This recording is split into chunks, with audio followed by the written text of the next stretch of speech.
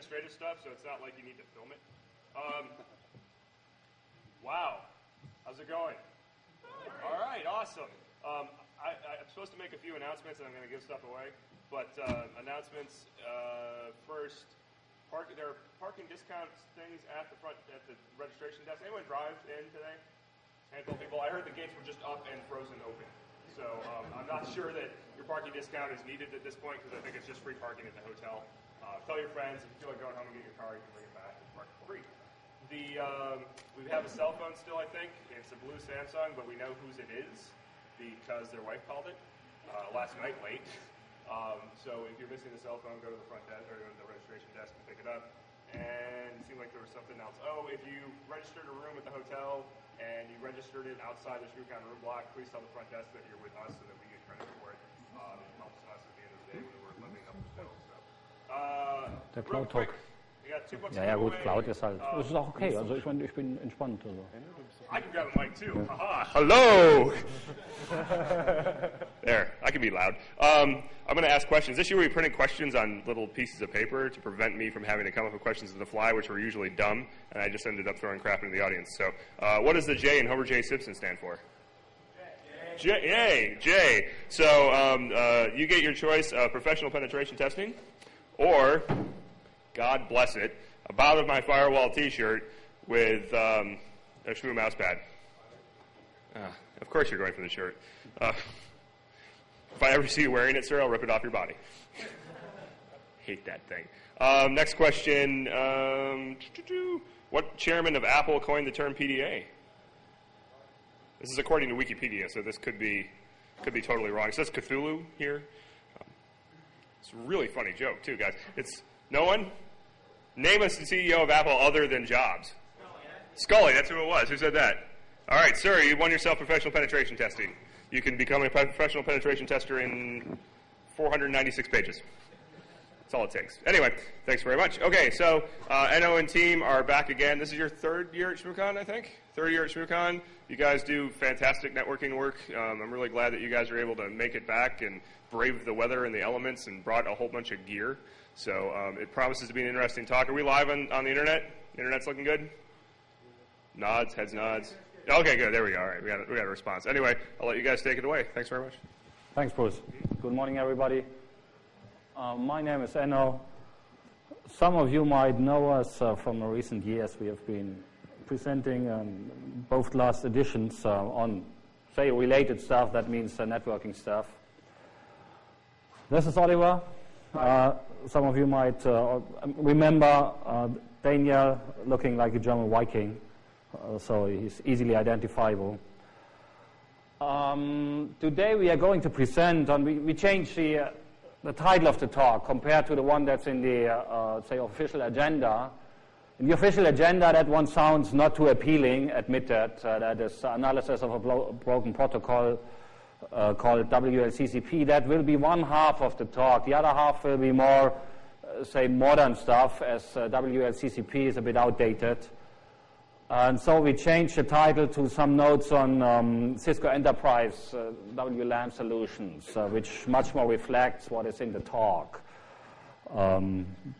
That's a pity for those who are not here, given the, say, not appealing title of the initial talk. But I mean, filing the submission that happened 3 months ago, and at the time we had a vague idea. There is something around, but we had not yet had the time to figure it out, which has changed significantly in the meantime. So who are we? We all three of us work for a German security consultancy called ER&W that I founded back in 2001.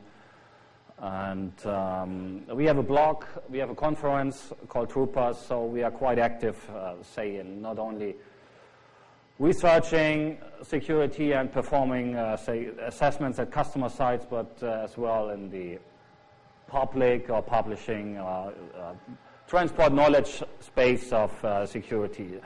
The agenda is a pretty simple one. There's some introduction. After that, we have to give you an overview of the technologies we are covering and potential attack paths. then there are several generations of the Cisco Enterprise WLAN stuff, and those generations usually are given marketing acronyms. And those are, you can see here, SWAN, or that very easily pronounceable CUWN. And obviously there are some conclusions in the end. The background is the NW in the company name stands for networking. So most of us, or the company as a whole, has some history in networking. So we, from time to time, it's not our main work. Our main work is performing assessments and providing, say, consulting services, but mainly performing assessments. But besides this, from time to time, we do traditional implementation work of network gear, and we touch Cisco stuff occasionally there, and we sometimes had the feeling, oh, there is, that doesn't look good security-wise. There is something hidden. We had the impression, well, this looks strange, this box behaves strange, so we should have take a closer look one day, and as there was practically no, say, independent security assessment of the stuff available, we simply decided build a lab and spend some cycles on looking at the stuff, and the current talk is, say, the outcome of some of those cycles. Additionally, it turned out that one of our very large customers was interested in getting an independent assessment, so thankfully some part of this was paid, which is obviously the ideal solution, or the ideal way of performing stuff like this, getting money for it, at least as long as you still have the intellectual property, which is not the case, say, if you are government-sponsored. Okay, back to the talk itself. What we want to do here is obviously entertain you, provide some insight into these solutions and their security aspects, and to some degree have a discussion what can go wrong when using or designing protocols, and which are things that should have been learned in the last 10 or 20 years, but still aren't, say, available in every protocol designer's head. The landscape we look at roughly looks like this. Usually there is, obviously, I mean, we are talking about wireless, so there is access points. Not sure if you can see this, but you should be able to identify the access points. There's mobile nodes, so stations or whatever kind of wireless equipment comes around, it takes part. There is boxes providing authentication services, and the whole stuff is somehow administered by means of web interfaces or command line interfaces. This stuff, to a high degree, is proprietary stuff. There is lots of, say, protocols, elements in it that are not that standardized, that are not available as RFCs. As for the security research, this means, obviously, it makes it maybe a bit more tedious to figure out things, but that can be the fun part as well, say, looking at a packet and trying to understand the format of the packet. But the other thing is there's legal boundaries. It's not like you can easily, say, dissect code or something. There might be a EULA prohibiting this, and we obviously, of course, we follow that kind of stuff. Okay, there's three major, what we call flavors or generations of these enterprise WLAN solutions in the Cisco space. The first generation is the one that was called Structured Wireless Aware Networks, in short SWAN. Then back in 2005, Cisco announced the acquisition of Airspace. So they entered the space with managed APs, and the main protocol at that time was LWAPP. I mean, that's 5 years ago, but still remnants from that Airspace acquisition can be found, so kind of that heritage, and this heritage might be inducing interesting things, so to say. And the newest generation, since many years, they call all this, in marketing speech, they call it Cisco Unified Wireless Network. And recently, they switched over to a protocol that is standardized in an RFC, or in several RFCs actually, but Cisco mainly authored some of them. So the acronym is CUWN. And we are going to cover the first and the last generation. Talking about attack paths, there's lots of potential attacks and stuff. We classify them into three main categories. Obviously, that's attacks against traffic in transit. Like this is what you think of when talking about wireless security. Get packets, try to get them from the air, try to understand, dissect, decrypt, whatever, so eavesdrop on their content. Then there might be attacks against cryptographic material. Obviously, they can be related to the attacks against traffic in transit, but they might be used for other purposes as well, like injection of rogue devices, which have to identify or authenticate in the overall picture, and this might be based on cryptographic procedures. Getting out the crypto stuff or the keys, the key material, might serve different purposes than just, say, eavesdropping on traffic. And third, that is what we call attacks against components, which might be physical removal or replacement, and attacks against management interfaces. Some of those boxes, if you recall the, say, picture with the overall diagram, some of those have web interfaces. SNMP might play a role, and there might be attacks against these kinds of mechanisms. Roughly speaking, this is the first generation called SWAN, and what we have there is so-called WDS domains. There is in those domains there are access points. All those devices are connected somehow in the back by wired interfaces. There is authentication services, which in the Cisco world are provided by ACS. And in the bottom part, in the upper part of the diagram, you can see something called WLSE. That is a proprietary device. In fact, it is, this one is in WLSE, which performs management functions. So we have management, we have authentication, we have access points that somehow communicate across wired links, and obviously, in the end of the day, all this serves for wireless nodes, stations, clients. As for the, say, architecture, in this one generation, there was no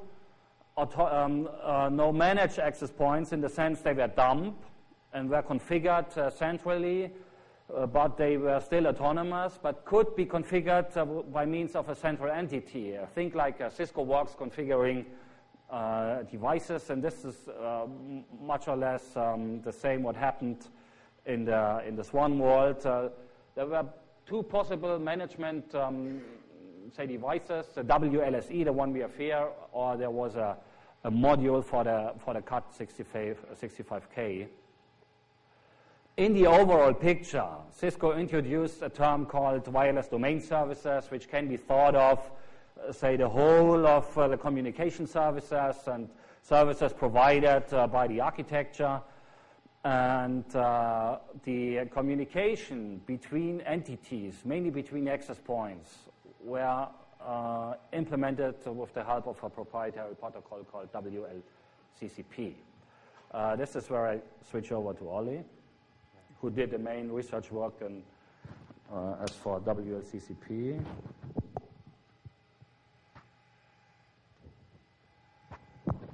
Okay, so you can hear me? Hello again. WLCCP is the protocol supporting all this wireless domain service structure. The structure is always involves this that has somehow a controller, which does say the management, the centralized management stuff, which is also responsible for some kind of authentication functions and stuff like that. And I mean, the protocol this is really highly proprietary. There's some two patent application which describes part of the protocol. Really, it's only parts of the protocol. You can say, okay, all the unencrypted stuff, all the data which is transferred unencrypted within the protocol is described in these patent applications. The rest, which is somehow transported in an encrypted way, that is completely undocumented. So it's kind of it's a heavy protocol. It's a really strange environment, a really complex environment. What it does all the message transports within this domain service, wireless domain service infrastructure. Everything that is related to WDS is transported over WLCCP. So you have a lot of different message types for different purposes, like the one is for transporting authentication data, like EAP. Other things are for transporting, let's say, simple management tasks up to radio frequency measurement data and all that stuff. And basically, we have about two encapsulation modes for this, because there are several packages which are only relevant within the local subnet. So within the local subnet, you just encapsulate all the stuff into an Ethernet packet, send it out. That's okay. If you need to have a further view of the network, you have to be IP-based. So the second encapsulation is UDP-based on port 2887. And what really helped understanding, parts of the protocol, is that there's a Wireshark parser which covers at least some parts of that protocol. So it's a good starting point to dig into the protocol, but it's somehow, at some point, the support for that protocol stops, and then you're on your own. You really have to look at the bytes and bits of the packets itself. What the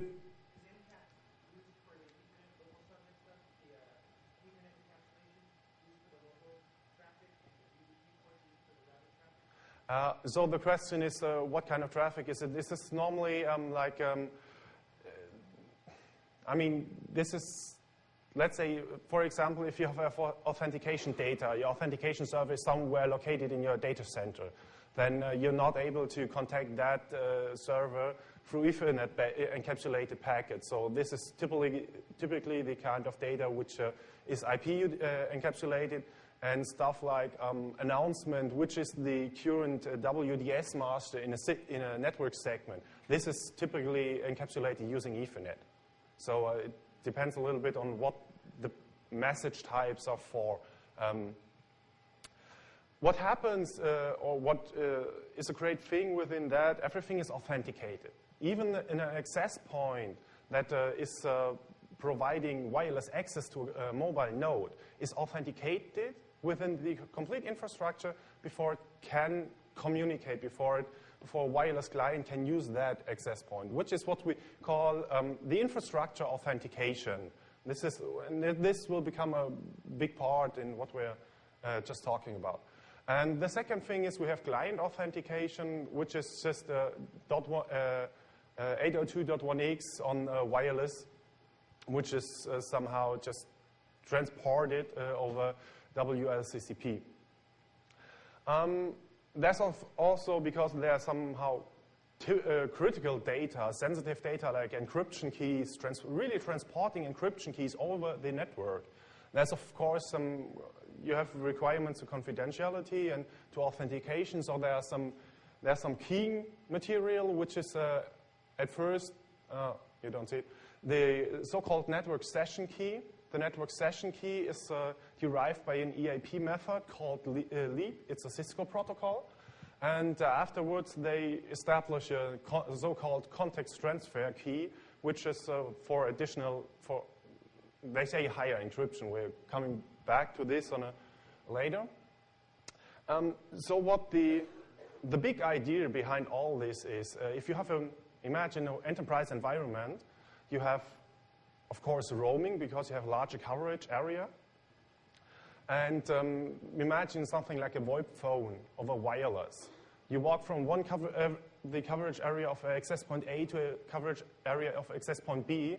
If you don't have any mechanism to really do a fast roaming, your wireless connection will drop, your call will drop, and you have somewhere between 5 and 10 seconds until you again re-authenticated to the wireless network.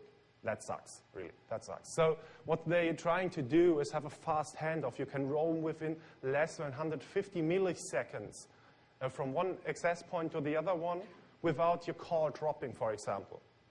For that, they introduced a feature called Cisco Centralized Key Management. On wireless networks, when you encrypt, you have a so-called pairwise master key, and which is the key that was used for encrypting the wireless data. And to make it easy, they just said, okay, we'll modify a little bit on the concept how the key is derived. This is the CCKM, which is client-side feature. And on the back side, within our network, between the APs, we just cache that authentication data, and we make it able to transport the pairwise master keys from access point A, which the mobile node is just leaving, to access point B. So access point B just reuses all the encryption data or all the keying material. That is the big idea, and this is how you can really fasten up that roaming process very heavily. So this is where I'll just get back to Enno. I mean, some of you might vaguely remember we already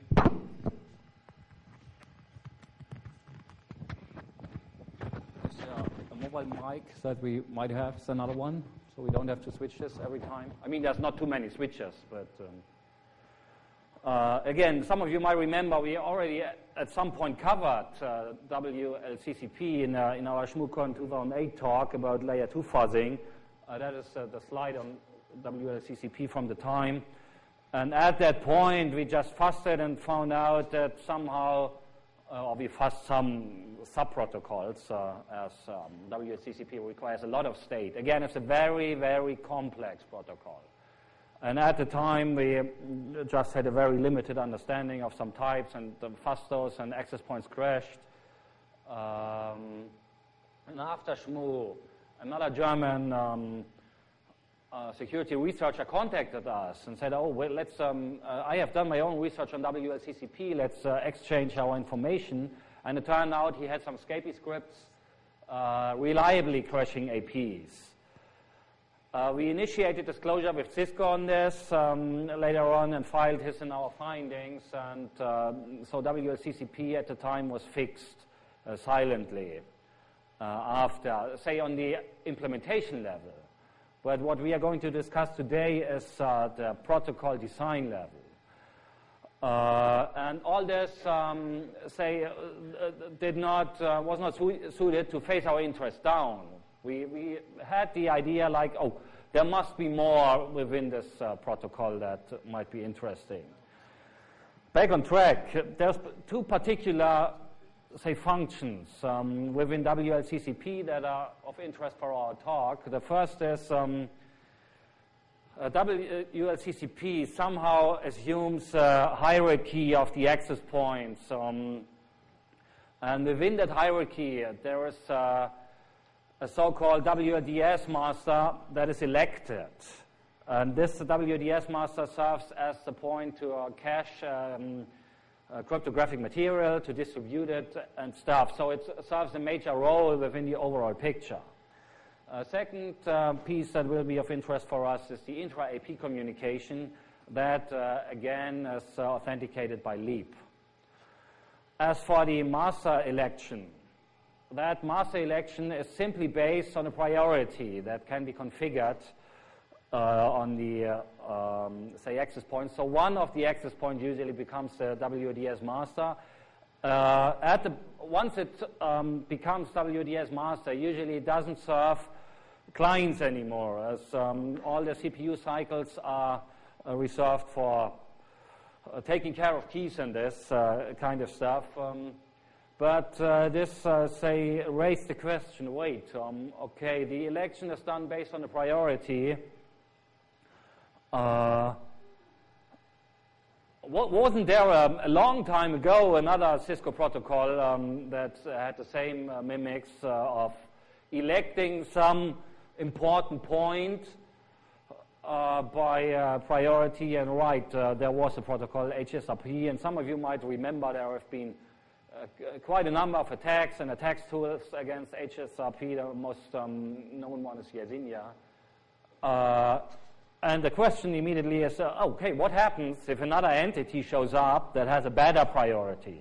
Depending on the priority election process, in some protocols it has to be higher, in others it has to be lower. In the case of WLCCP, it has to be higher.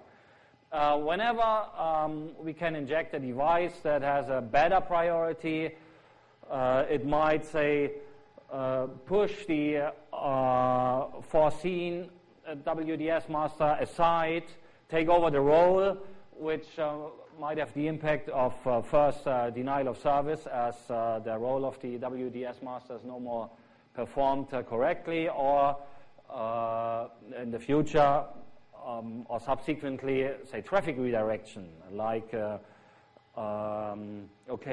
forced traffic or some communication processes to go through the WDS master.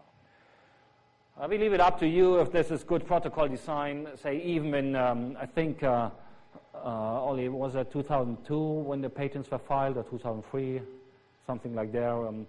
Even at the time, HSRP and the problems of HSRP were long known, so maybe it's not the best idea to implement priority-based master election. There's a question in the back. I guess just come out and say it. Why did they make the same mistake twice? Why do you think they did that in your opinion? I'll repeat the question. Yeah. The question was, do you have an idea why they repeated that mistake? My answer would be, to my perception, I've been working a lot in carrier space and in, vendor space. There is teams designing protocols. Those teams do not necessarily communicate to each other. And it might even be, the team responsible for somehow designing WLCCP, had a wireless background. So engineers with wireless background, not too much focus on, IP or routing protocols, so not equipped with too much knowledge what happens in that IP space, where contrasted to their own IEEE wireless engineer space. So maybe no exchange of information. That would be my estimation why this might have happened.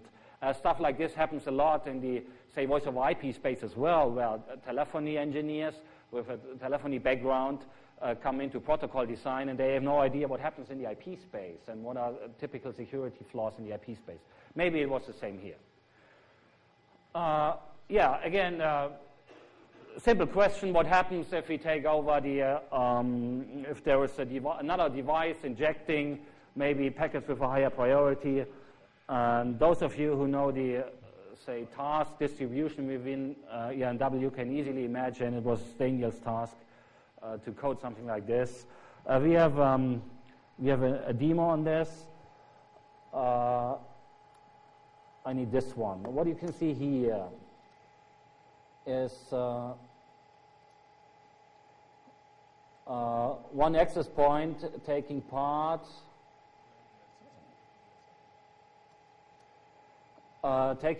in this overall WDS structure, and that access, the WDS master in our case here, is the one that has in the last octet .10. So I turned on debugging for WLCCP packets, and Daniel. Can you see this, or should we enlarge the font size? Is that okay? Okay. He coded a small tool with the not so creative name WLCCP attack, which injects packets with a given priority, and once he starts injecting, one can see in the back there is WLCCP packets showing up. There has somehow changed. You did most certainly you did not notice this. The MAC address of the sender has changed, and the packets are SCM advertisements, where SCM stands for subcontext, which is a certain, say, structure in the overall WLCCP picture. What is interesting is that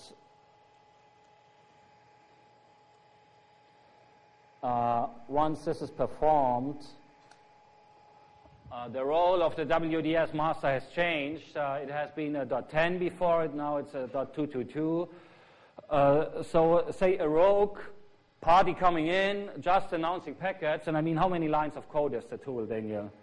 200. 200 lines of code means the up to that point, current WDS master doesn't serve its role anymore, which at this point of the development of the tool has a denial of service impact.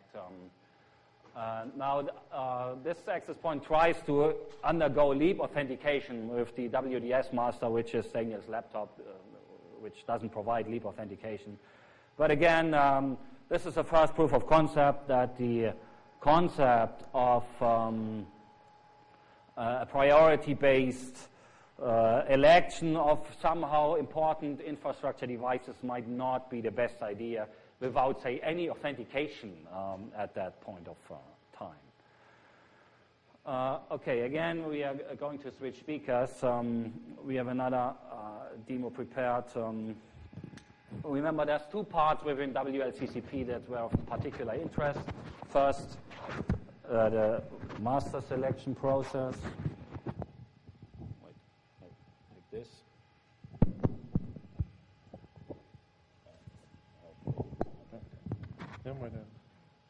Yeah, sorry for that. Yeah.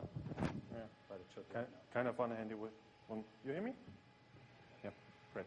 So, I mean, the second part of WLCCP, which is interesting, is what we call the intra-IP communication, because there's this WDS master, which does all the controlling and management, and I would call it them slave access points, because they're just doing they're doing the real wireless stuff, but they're from a management view, they are just slaves.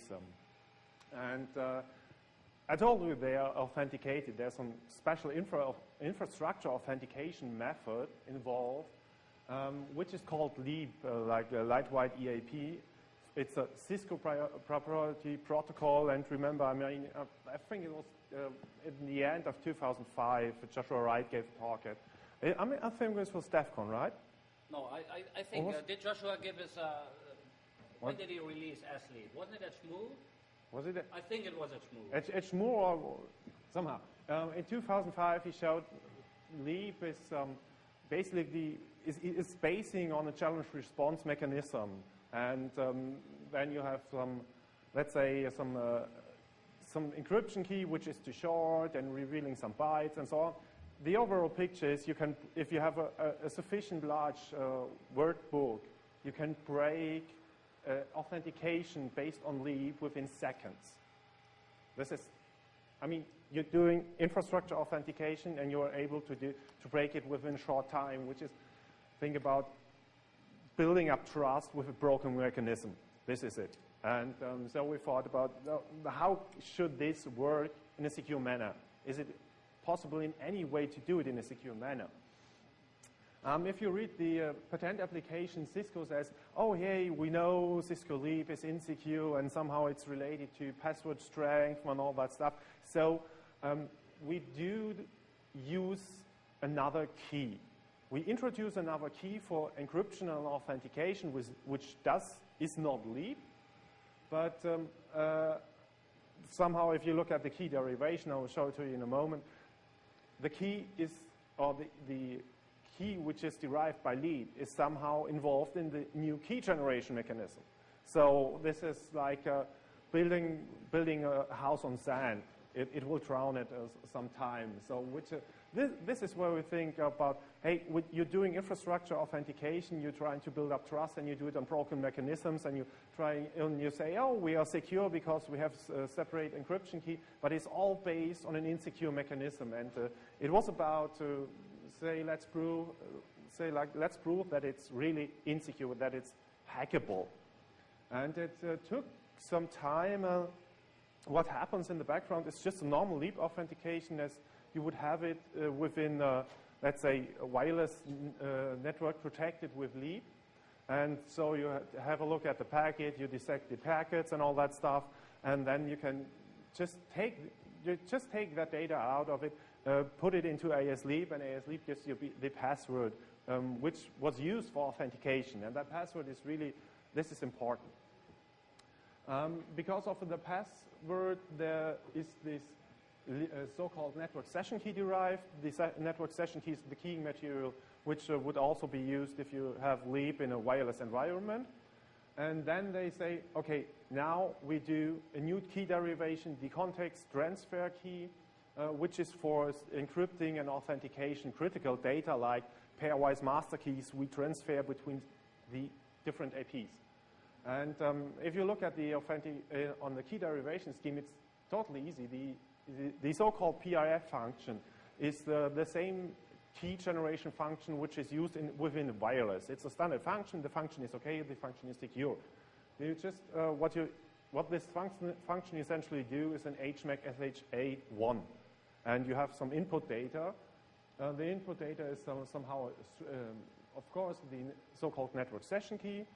For the HMAC, and there's some, let's say they just put it all together to a string and then derive the key on it. There's some string called S1, EN to EA, link context transfer key derivation, which is just some random string. And then they have these IDs for the access point who is just authenticating, and the authenticator, which is the WDS master. And then these two devices just exchange a nonce between each other. This is all.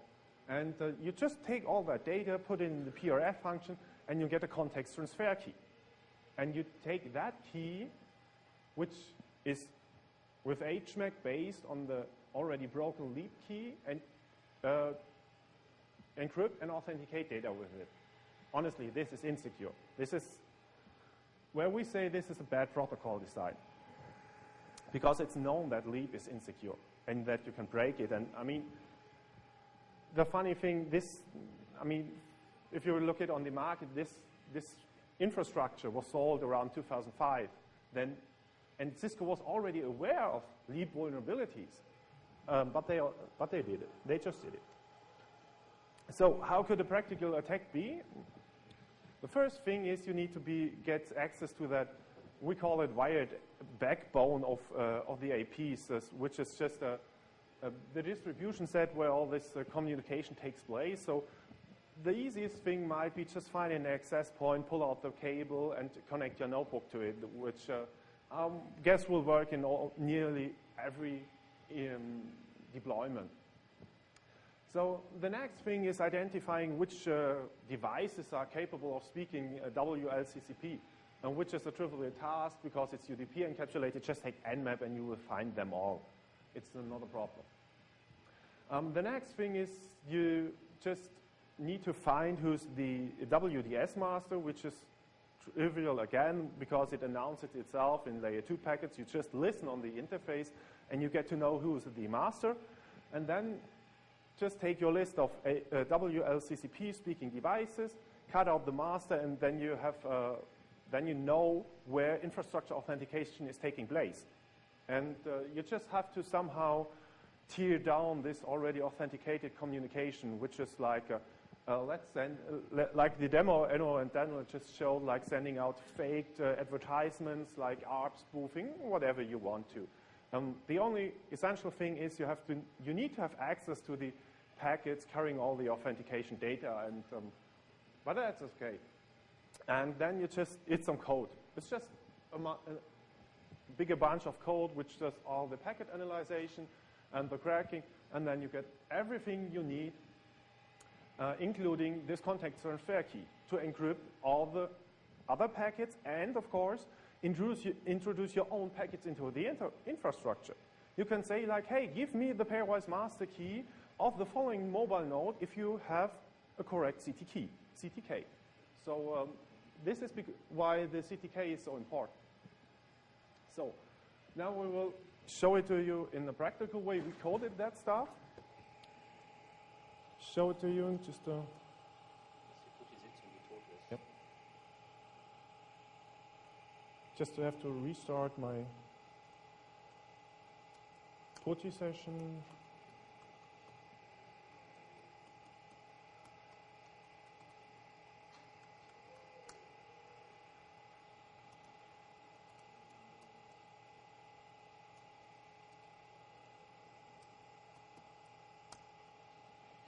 So here we go.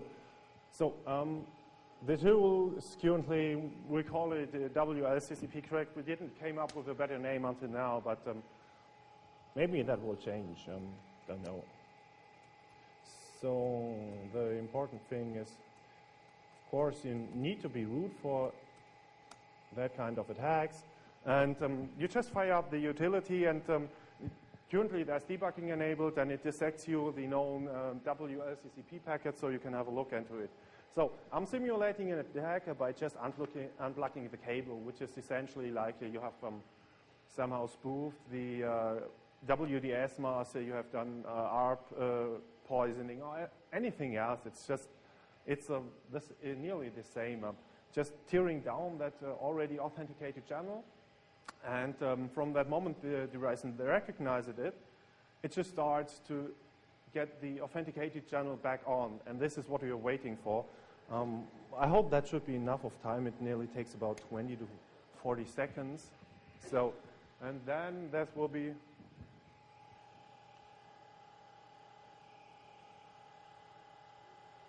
So, let's see.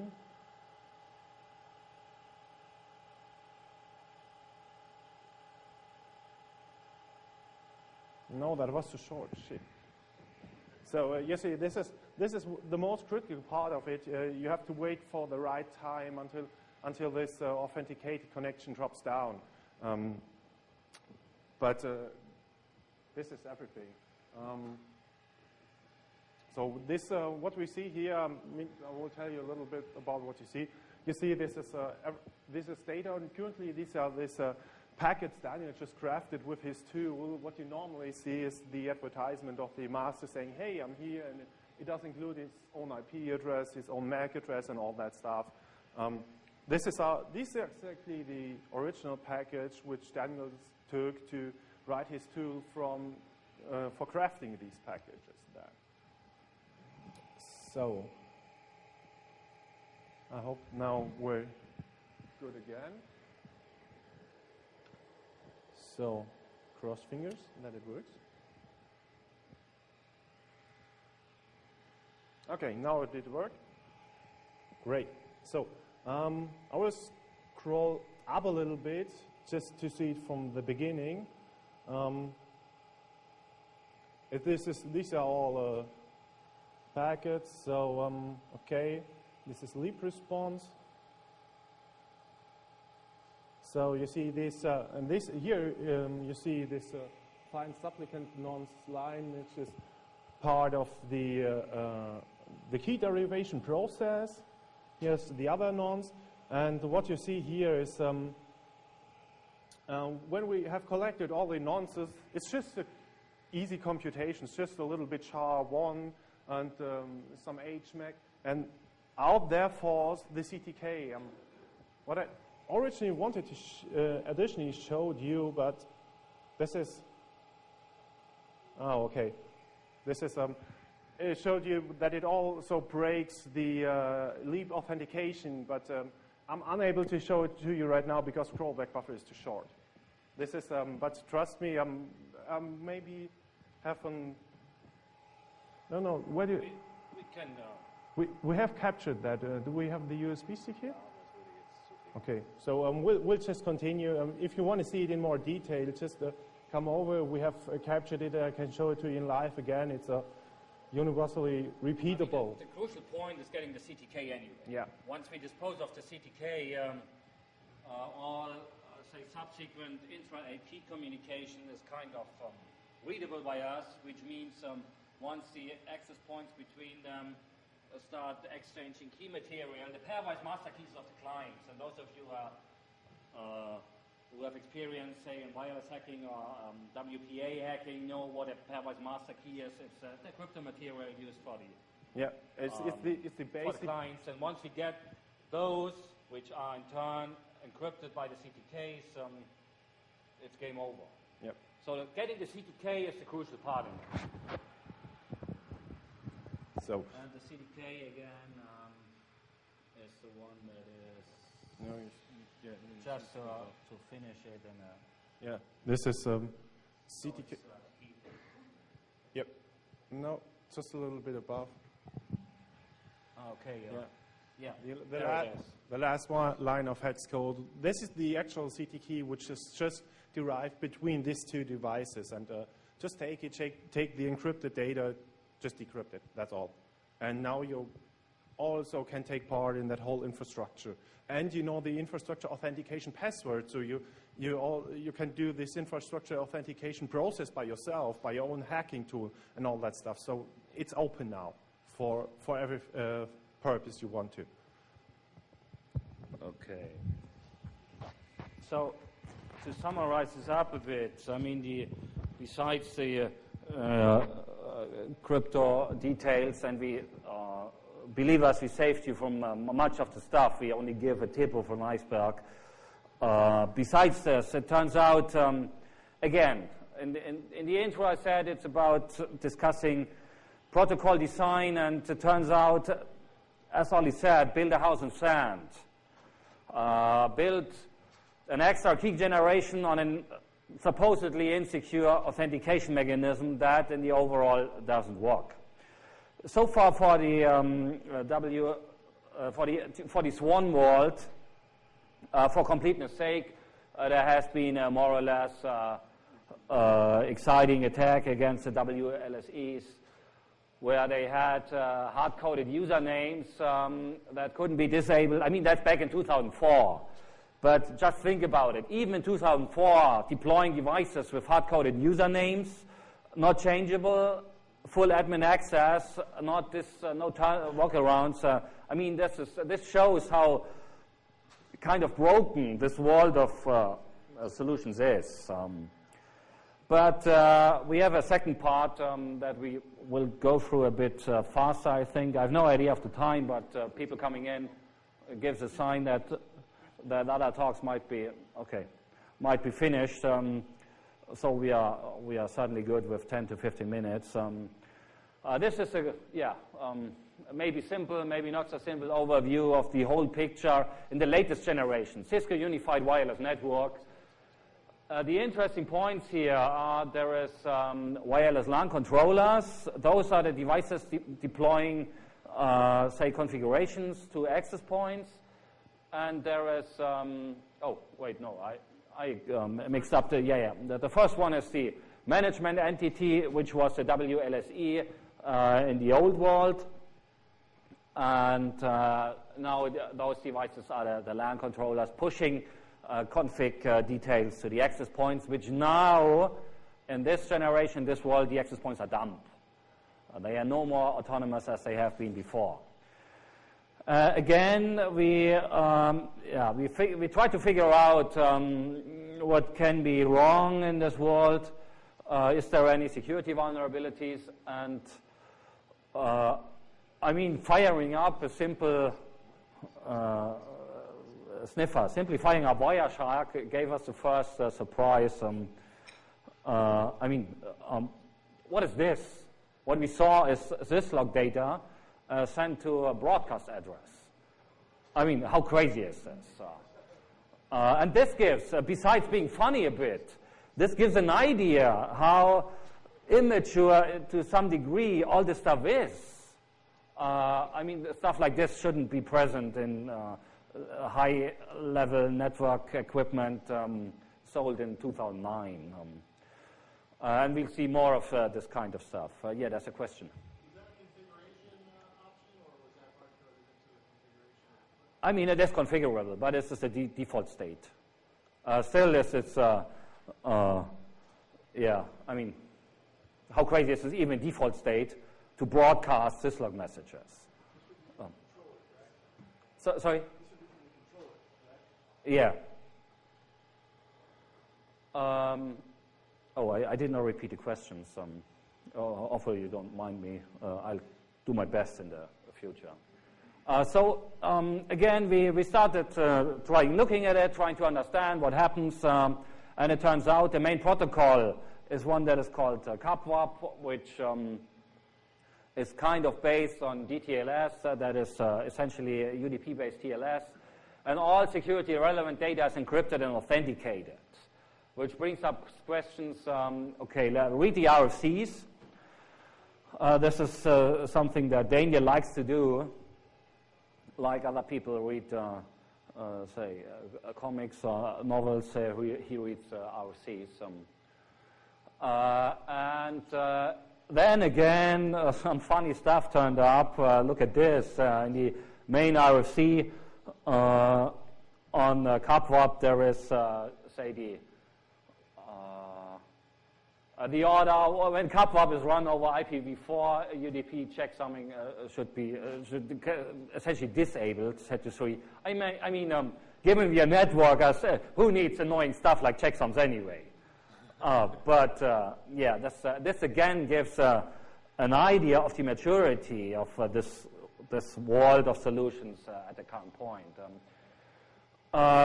Following up on CAPWAP, we try to figure out, okay, there's 3 questions at the time. 5 minutes. Yeah, okay, no questions. About 5 minutes is sufficient, but here's the question. It's more of an observation about the last slide. UDP transport is unreliable, and you're basically calling out and saying that checksums on unreliable transport is something that you should be concerned about. Yeah. Thanks for the comment. The comment was that, UDP is unreliable by nature, so checksums might have a function, and calling for disabling checksums on an unreliable transport protocol might be calling for trouble. Thanks for the comment. So CAPWAP, we tried to figure out, okay, what's the cryptocode, what's the algorithms, is there any known vulnerabilities in the cryptocode, what about the certificates, where do they come from, and all this stuff. And we did not yet have the opportunity to dig very deeply into this. So we feel there is more skeletons in the closet that we are discussing in the next slides. First thing was, okay, someone got to know it's OpenSSL included. We thought, okay, which OpenSSL? And then figuring out, OpenSSL is covered by an Apache license.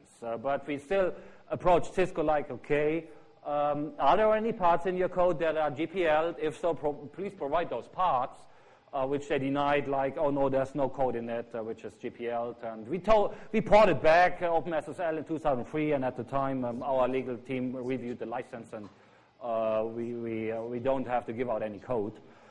097B has vulnerabilities, but this is on a certain processing platform, so they might not be present or not be exploitable too well. We could not follow up on this too much.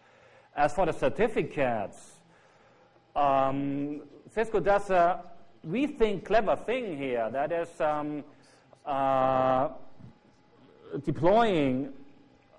supplying the devices with a certificate that is already present by the manufacturing process, by a known manufacturing CA, which overall is a good approach.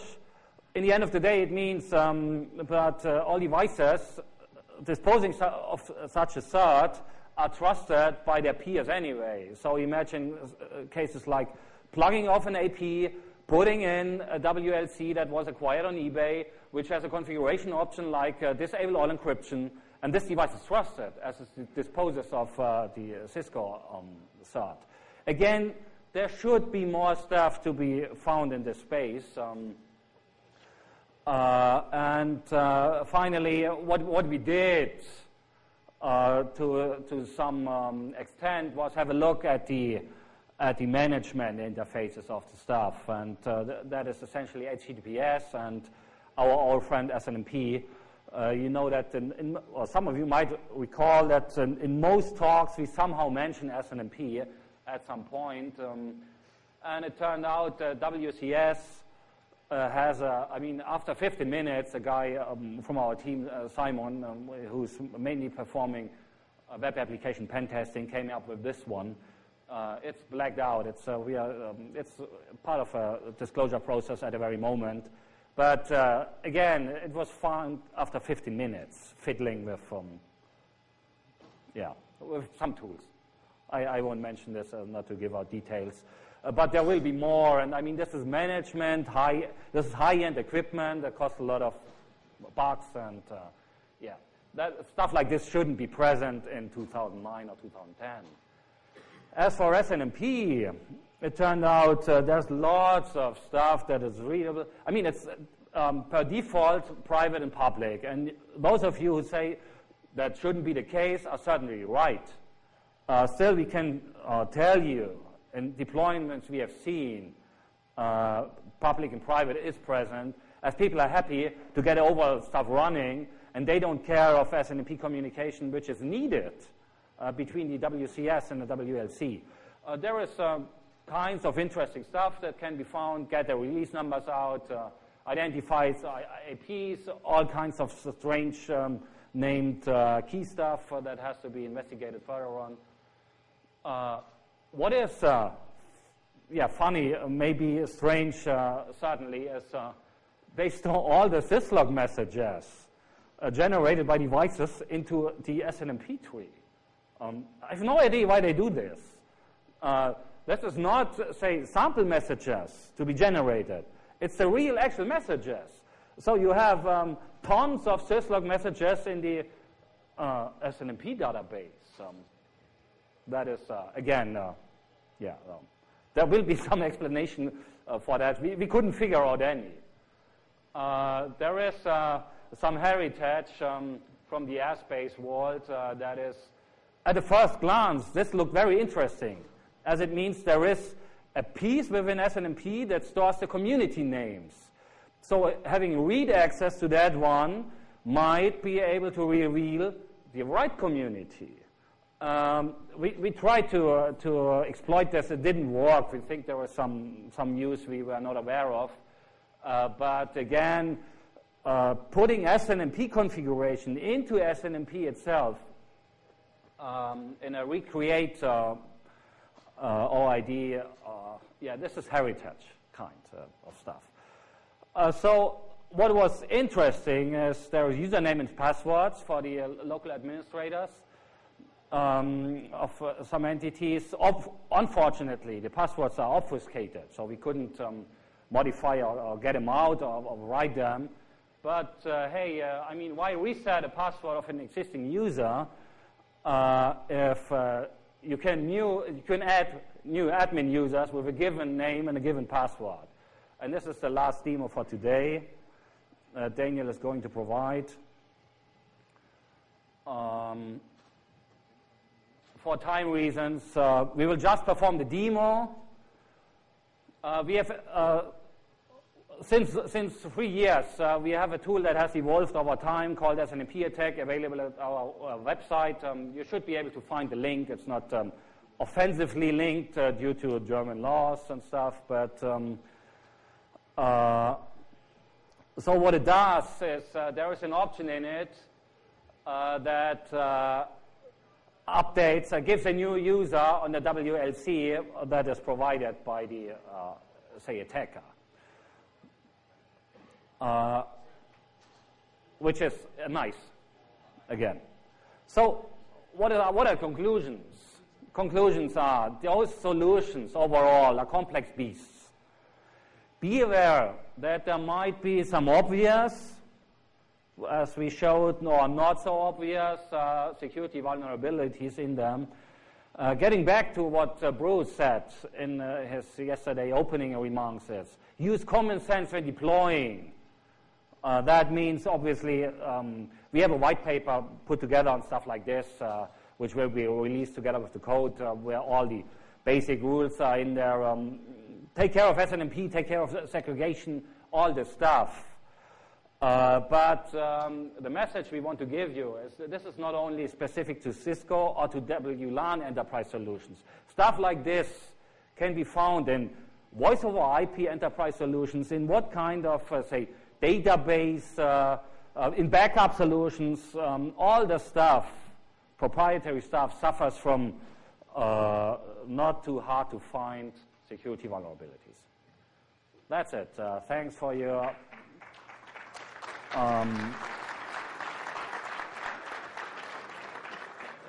kind attention. I'm not sure about how much time do we have for questions. No time. Okay, we are here. If you have any questions, approach us and have fun at Schmoo.